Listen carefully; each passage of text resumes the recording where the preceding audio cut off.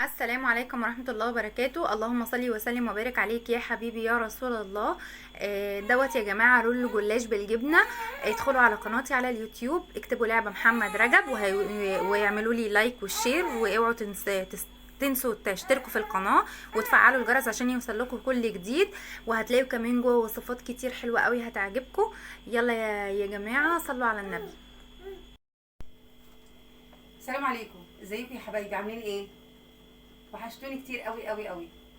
انا جايه النهارده اعمل معاكم رول الجلاش. بس قبل ما نعمل اي حاجه ما تنسونيش في الاشتراك. كلنا يلا نفعل الجرس ونشترك بسرعه قبل ما نتفرج على رول البطاطس. هعمل رول البطاطس.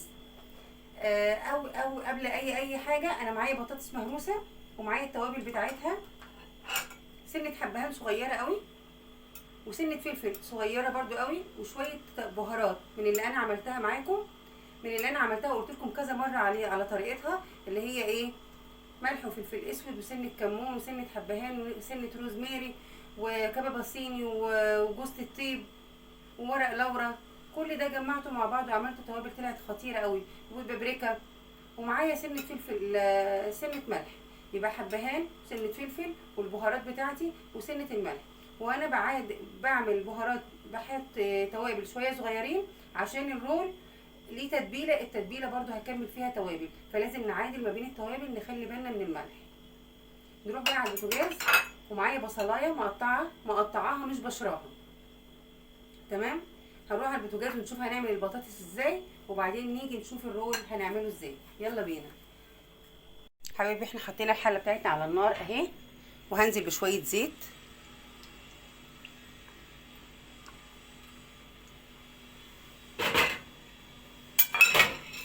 وهنزل بالبصل بتاعي اهو، بسم الله الرحمن الرحيم.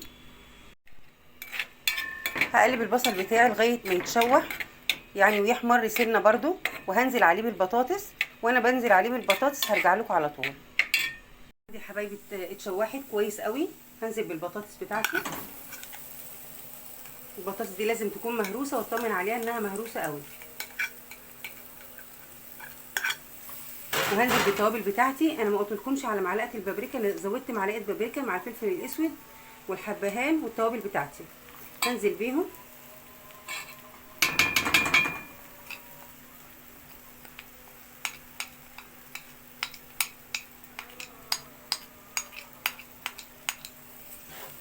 وعندي شويه زيتون انا قلت لكم عليه هنزلهم كده. وعندي طماطميه مبشوره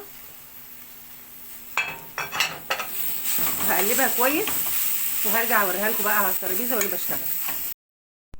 حبايبي جينا مع بعض. انا هرست البطاطس اهيت، هركنها على جنب كده، خلصتها. هنيجي بقى نعمل مع بعض الخليط بتاع رول الجلاش. ايه هو الخليط ده؟ كوبايه لبن. انا هحط كوبايه، المفروض احط نصاص، بس انا عشان هعمل صينيتين ومحتاجه الخليط يبقى بزياده، فهعملها كوبايه زيت.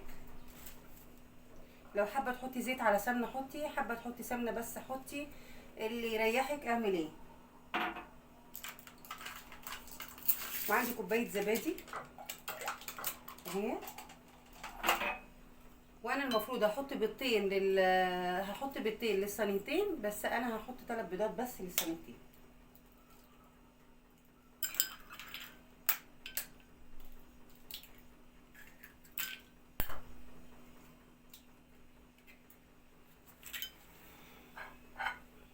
الخليط دوت دي واحده.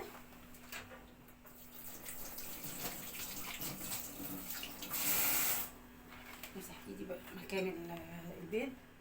معايا سنه ملح، معايا ملح، معلقه ملح صغيره، ومعايا شويه فلفل اسود، ومعايا البهارات بتاعتي. هضيفهم بقى على الخليط بتاعي ده واقلبه كله.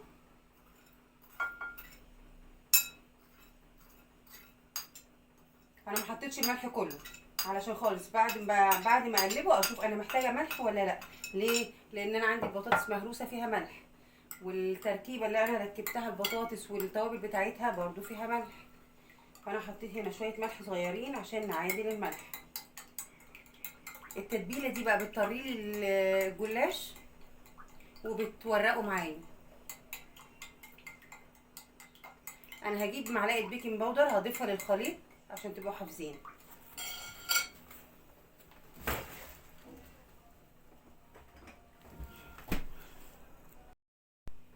حبايبي انا معايا رول الجلاش اهوت، صابح وجميل قوي. هو كان عندي في الفريزر وانا كنت محتفظه بيه كويس قوي، ففاضل زي ما هو، طري زي ما هو، جميل قوي.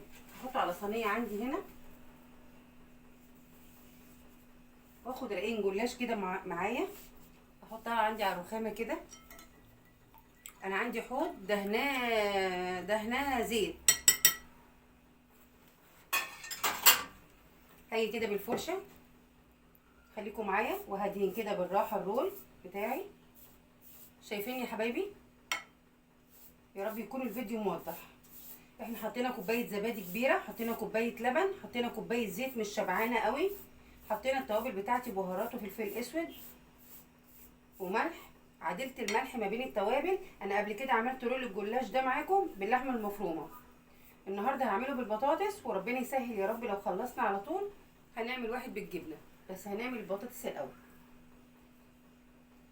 هاجي كده البطاطس هنزلها رول رفيع كده، بسم الله الرحمن الرحيم، واجي للناحيه اللي بالعرض كده في الجلاش عشان الف منها.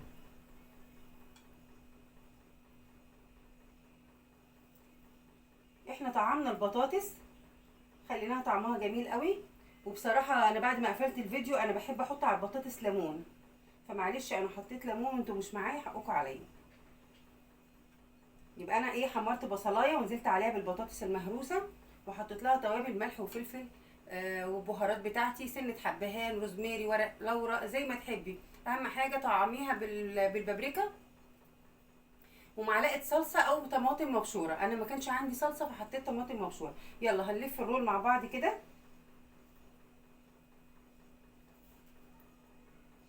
بالراحه كده هنلفه مع بعضه. بسم الله الرحمن الرحيم. شايفين يا حبايبي؟ بيلف معانا كده اهو، تمام. وهاخد احطه في الصينيه بتاعتي المدهونه، وهجيب رقين تاني جلاش غيرهم بسرعه كده اهو. هعمله تاني معاكم، انا مش هفصل الفيديو هعمل كمان رول معاكم. ده رول البطاطس، والخليط ده هيفيد منه. لما يفيد منه هنعمل ايه؟ هندهن وش الصينيه بتاعتي تاني. وبعد ما ادهن وش الصينيه انا بريح الصينيه عندي نص ساعه، ويا ريت اكتر من كده، ما يجراش حاجه، ساعه في التلاجة. واكون مطلعه الفوق، مولعه الفرن على درجه حراره 200، وايه، وابتدي ايه، اولع عليها تاخد وش معايا جميل كده، ونقدمها لاولادنا. يبقى لعبنا لهم بالبطاطس المهروسه. لما بنيجي نقول لاولادنا تاخدوا سندوتش بطاطس مهروسه بيقولوا لنا لا، لكن لما توريه لهم بالشكل الجميل ده يا حبايبي، انا مش بقول لكم تكلفوا نفسكم، والله انا كان عندي الجلاش ده بقاله فتره في التلاجة، فلما جبت البطاطس ما حسيتش اني انا هعمل الاكله دي. فاحنا لو باستمرار بنخزن حاجات في التلاجة، فبنربط ده مع ده مع ده، بنلاقي نفسنا عملنا اكل حلوه من غير ما نكلفها. يعني انا النهارده مش مكلفاها، ما اشتريتش الجلاش، والله الجلاش عندي تقريبا في الفريزر بقاله شهر. بسم الله الرحمن الرحيم. تاني اخد كمان واحد معاكم، وبعد كده بقى ايه، هقفل معاكم الكاميرا واكمل انا ايه الرول لوحدي. معايا يا حبايبي الزبادي والزيت والبيض بيطري وبيورق.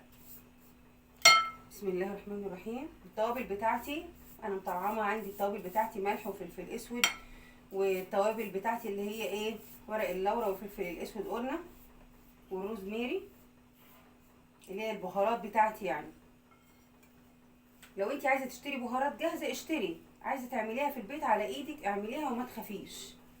يعني انا لما عملتها ما كنتش استاذه، والله عملتها وجربتها لقيتها جميله وطعمها حلو. بتبقى حلوه معايا في المفروم، وبتبقى حلوه معايا في الكفته، بتبقى معايا حلوه في المحاشي، جميله قوي. فانا حبيت اغني بس طعم الوجبه بتاعتي. انا غاسله ايدي يا حبايبي، وطالما غاسلين ايدينا ما نخافش من حاجه. واللي حابب يلبس جوانتي يلبس جوانتي. انا بعرض عليكم الاكله بتاعتي، وانتي عليكي بقى ايه، تلبسي جوانتي، تغسلي ايدك. هكمل بقى وارجع لكم. حبايبي انا جيت لكم خلصت الرول بتاعي اهو. همسكه اقطعه بقى، تقطعيه صوابع صغيره، تقطعيه صوابع كبيره براحتك خالص. انا هحاول اعمله 3 صوابع كده، 3 مساطر كده.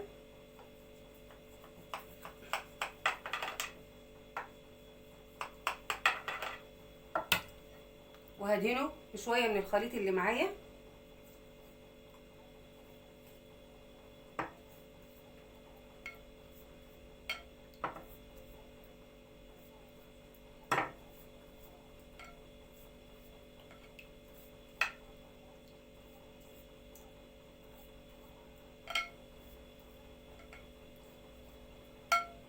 واخدين بالكم يا حبايبي؟ شبعيه كده بالخليط، ما تخافيش هيرجع يمسك نفسه تاني.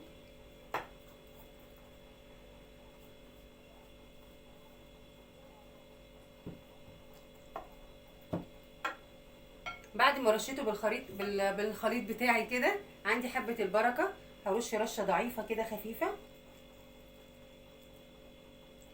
وعندي سمسم هرش سمسم، هيديني منظر حلو قوي كده في تحمير الرول بتاعي.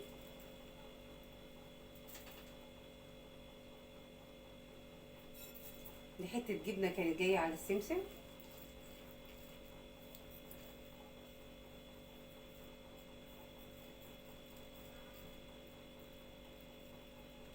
وكده انا خلصت الصينيه بتاعتي، بس هركنها نص ساعه معايا عقبال ما اعمل الرول التاني معاكم. حبايبي انا هعمل معاكم الخليط بتاع الجبنه. انا عندي هنا شويه بطاطس فاضوا في السلطانيه، مش هرميهم. احط عليهم حته جبنه موتزاريلا كده من عندي اهي.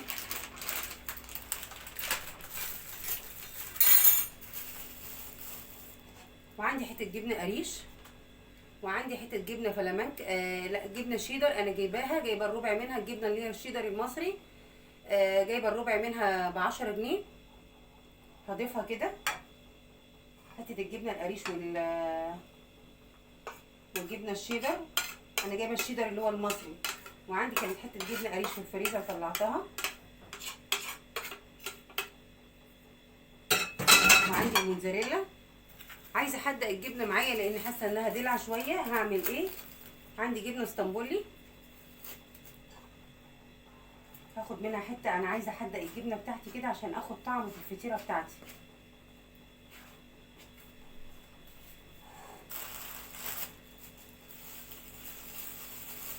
عندي حبيتين زيتون كده فايضين عندي من البيتزا بتاعتي. انا فرمت الزيتون بتاعي اهو، فرمت الزيتون بالسكينه مع بعض حتت صغيره كده، وهضيفه معايا للجبنه. وهمسح الرخامه بتاعتي.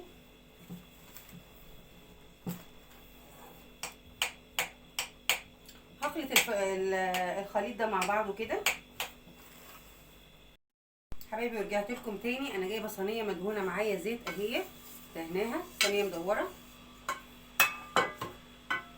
وخليط الجبنه بتاعي انا لا يمكن اشتري جميع الجبن دي في يوم واحد، بستحرمها يعني.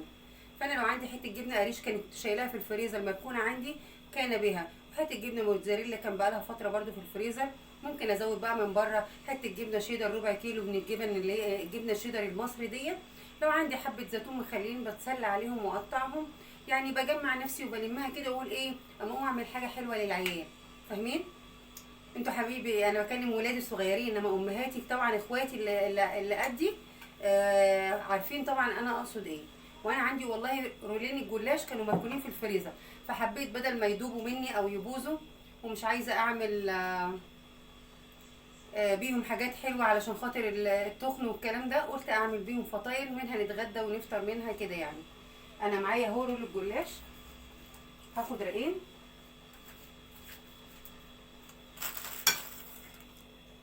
رقين كده وادهنهم.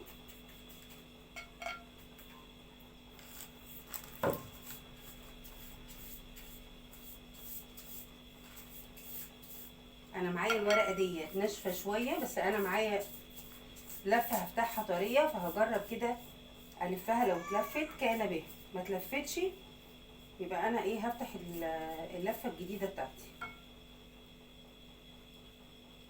لا تيجي نجرب نفتح اللفه الجديده افضل، عشان ايه افتح اللفه الجديده معاكم بسرعه.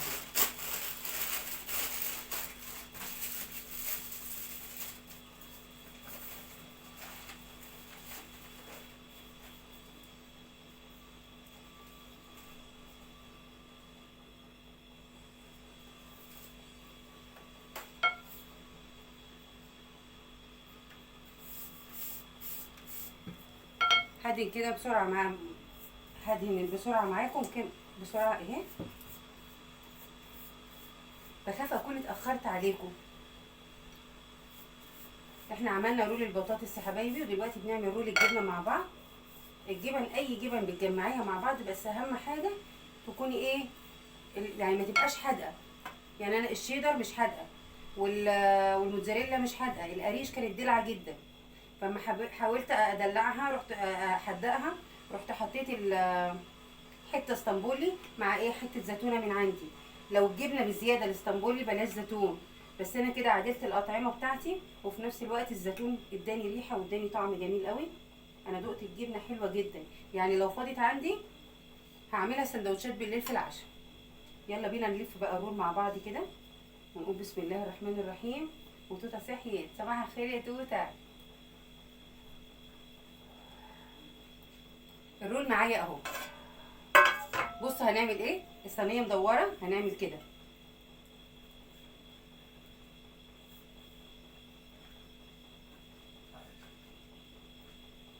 في نص الصينيه، وهعمل الرول التاني.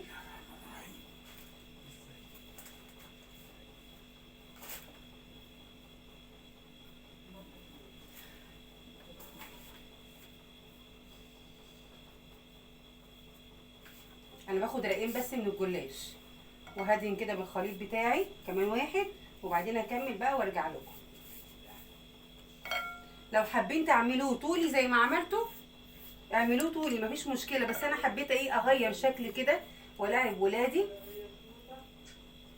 فعملته ايه دواير. انما لو حابه تعمليه طولي اعمليه طولي مفيش مشكله، بالذات بناتي الجداد اللي هم لسه بيتعلموا ممكن ما تقدرش تملكها، فمفيش اي مشكله. الجبنه طعمها جميل جدا، وانا بعد ما اخلص هعمل كوبايه شاي ساده خفيفه كده، وهعمل سندوتش، واعمل لنانو كوبايه شاي بلبن، لان نانو سهرانه مع تمارا كتير قوي وما فطرتش لغايه دلوقتي، يعني هي فطرانه الفجر بصراحه. يلا كده هنلف الرول مع بعض.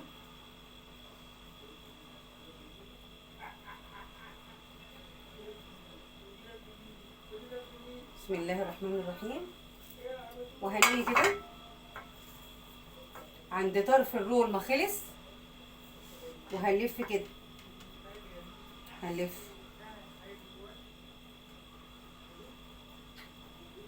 اهي يا حبايبي. هكمل وارجع لكم بقى.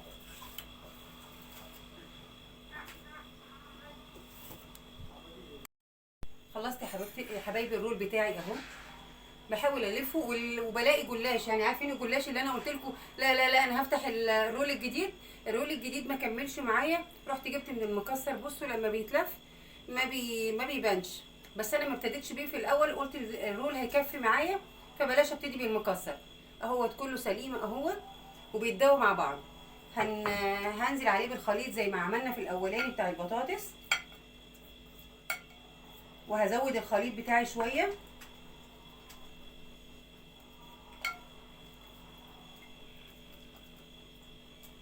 وهرش برده حبه البركه والسمسم زي ما عملنا.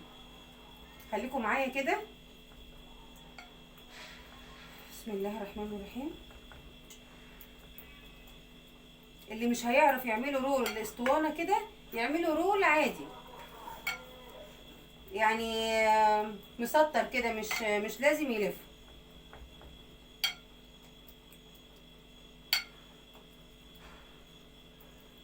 كتروا الخليط يا جماعه، ما تقلقوش، هو هيمسك نفسه، ما تقلقوش، وهيورق وهيبقى زي الفطير، جميل جميل جميل جميل. انا برضو هروح للصينيه الاولانيه وهحاول اضيف لها شويه خليط تاني، لانه ما بيعملش حاجه، ما بيأذيش الصينيه معايا.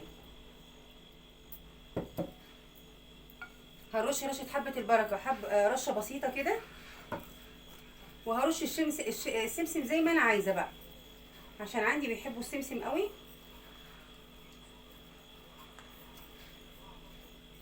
يا ربي، انا كان لازم اقطع الصينيه قبل ما انزل بالخليط، بس مش هيجرى حاجه، هقطعها كده معاكم.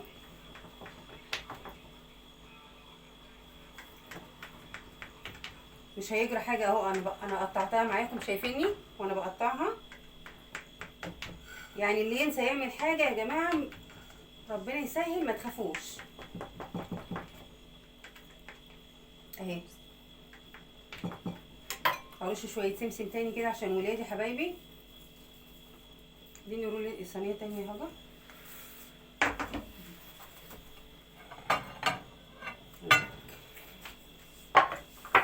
هنزل بشويه من الخليط كده.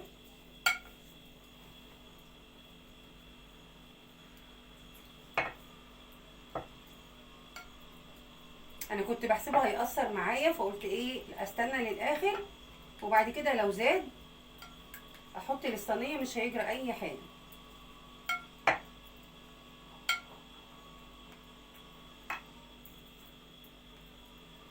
وكل ما بيقعد بره بيجف وبيشرب الخليط بتاعه، وبيطرى بقى في الفرن، وبقى مش قادره اقول لكم بيبقى شكله جميل ازاي.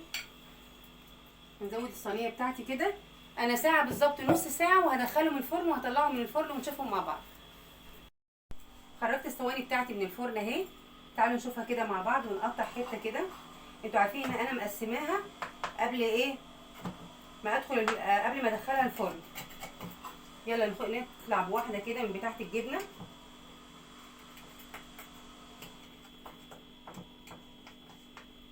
بسم الله الرحمن الرحيم. ونطلع بواحده من بتاعه البطاطس. بسم الله الرحمن الرحيم.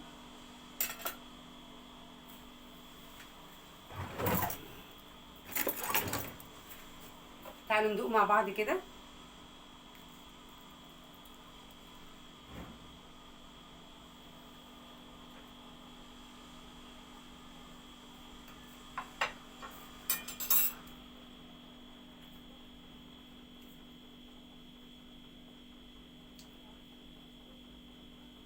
جميله حبايبي، ما تفوتوهاش، والله جميله جدا. مش شرط ان انا اشتري جبن مخصوص، لو انا كل بيت دايما بتفيد منه عنده حته جبنه صغيره، فبيروح يرميها في المش. لو انا شلتها في الفريزر مع حته جبنه قريش مع بطاطس مهروسه، لو انا خلطتهم ببعض هقدر اعمل خليط زي دوت جميل جدا جدا جدا. اقدر اعمله صوابع مفروده زي ما عملنا، اقدر اعمله رول ملفوف زي ما انا عملت ديت، او اقدر اعمله رول مفرود زي ما انا ما عملت ديت. جميله جميله جدا وخفيفه. انا قبل كده عملتها معاكم باللحمه المفرومه، النهارده عملتها معاكم بالبطاطس وبعملتها بالجبنه. ممكن مره تانية نعملها بالفراخ، نعملها باي حاجه يا حبايبي، اي حاجه عندك في البيت تقدري تلعبي بيها. وكان ممكن ورقه الجلاش ديت من كتر قعدتها في الفريزر تبوظ، انا ممكن كنت اسحبها واعملها ام علي، اعملها جلاش حلو اي حاجه، بس هي نفعت معايا. وعملت ايه فطار غدا عشاء جميل جدا جدا جدا، حاجه خفيفه جنب طبق سلطه، جنب ليمونه مخلله، طعمها جميل جدا يا حبيبي. اقابلكم في وصفه تانية جديده، وما تنسونيش بقى في اللايك والسبسكرايب وفعلوا لي الجرس، وحطوا لي اللينك تاني يا بتوع الفيسبوك كلكم، حطوه لي عندكم على الفيس عندكم. انا شغاله بيكم وبركه ربنا قبليكم. السلام عليكم يا حبايبي.